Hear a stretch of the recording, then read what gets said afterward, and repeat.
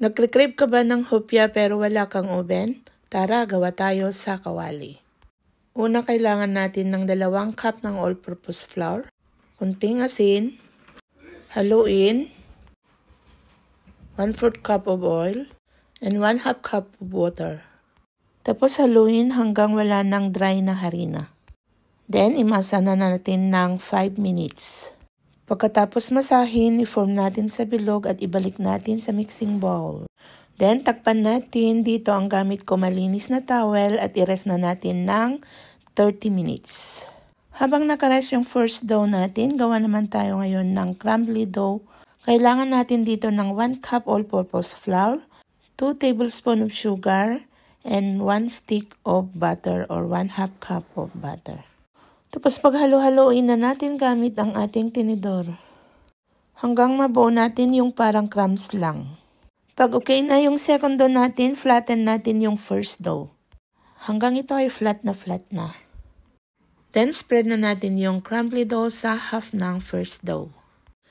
Kapag na-spread na natin, i-fold naman natin para i-cover ang ating second dough.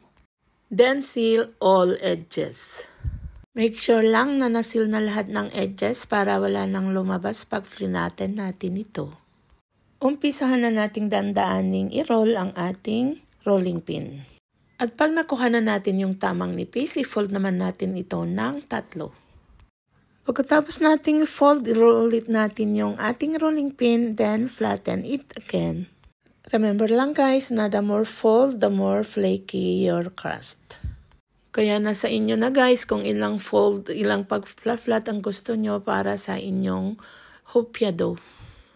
Pagkatapos nating i-flat, form ulit natin ng bilog, then i-rest bago natin gamitin.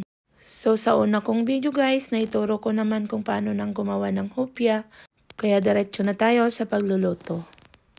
Pagkatapos isalansan sa mainit na kawali, lutuin ng bahagya hanggang ito ay mag-golden brown, then ibaliktad natin. Kikita nyo naman guys na habang naluluto, nabibinat at nagdala-dry yung side, nagiging translucent at nakikita yung nasa loob. Sign na yun guys, naluto na ang ating hopya. So pagluto na guys, hanguin na natin at hayaan muna nating lumamig kasi ang hopya mas masarap kung ito ay malamig na.